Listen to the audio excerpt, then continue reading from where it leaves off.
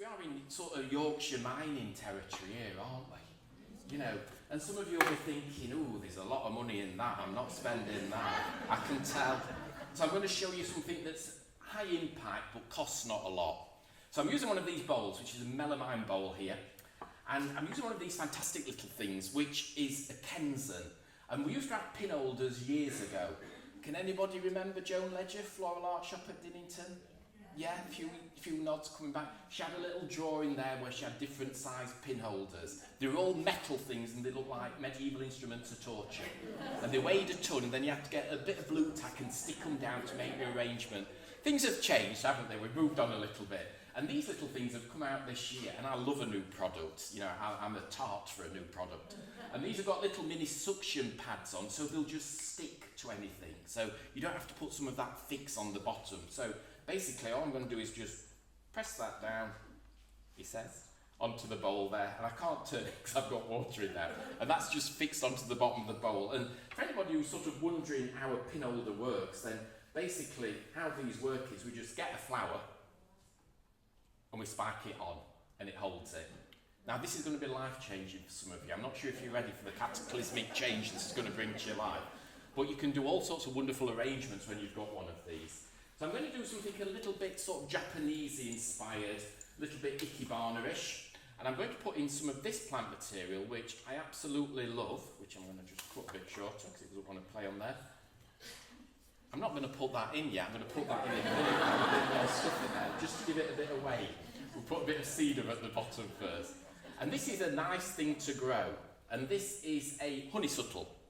And it's an Himalayan honeysuckle. And its posh name is, because everything's got a posh name, hasn't it, now, flowers. Its posh name is Lacesteria famosa. And it's commonly called the pheasant berry. And here we are in Hartle Church, which is ancestrally, of course, associated with the Duke of Leeds, isn't it? So, you know, we are in quite an auspicious place. And the big estates, like the Leeds estate, which obviously is now demolished, isn't it? It's gone, and it links from Dog Kennel Hill down to Southampton there. And this is, obviously, Hartle is one of the estate villages. Then the big estates would grow pheasant berry on there. And if you go to Clumber Park or Welbeck Abbey or Thoresby or any of those places, you'll see there's lots and lots of this growing. Now this is a posh one, this is a golden variegated one. But the gamekeepers used to grow it, and they used to grow it because the pheasants like to feed on it. And that's why it's called pheasant berry, because these panicles of flowers, now these take me back to my mum's front room, these. Because they remind me of a house plant that was really popular in the 70s, which was called a shrimp plant. Can anybody remember? Yeah. Just nod and favour me, just say, yeah, of course you can, Jonathan. But it was a house plant, it was really, everybody had one, it looked a little bit like this. But the nice thing about these is, if you grow these, the bees and the butterflies absolutely love them. So it's a real pollinator-friendly plant.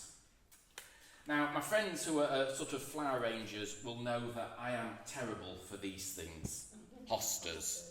And I really do need to go and have a little bit of treatment, if I'm honest, somewhere. And I need to find an antidote to buying more hostas, because I am a self-confessed hosta addict. And I've got over 78 different varieties of hostas. And this is where you can sort of nudge your neighbour in the stomach and say he needs to get out more, which I probably do really, but I absolutely love hostas. And because I'm always at flower shows, the hosta people, the nurseries who sell hostas, they do this really, I think, quite cruel thing to me. They see me come in and they get a new hosta and they like wave it under my nose and say, you've not got this one, have you? This one's just come out this year. And I look at it, I think, no, I've not got that. It's rather nice, isn't it? So they'll say, oh, perfect. When we saw this variety, Jonathan, we thought it'd be perfect for cutting and using in your demonstrations.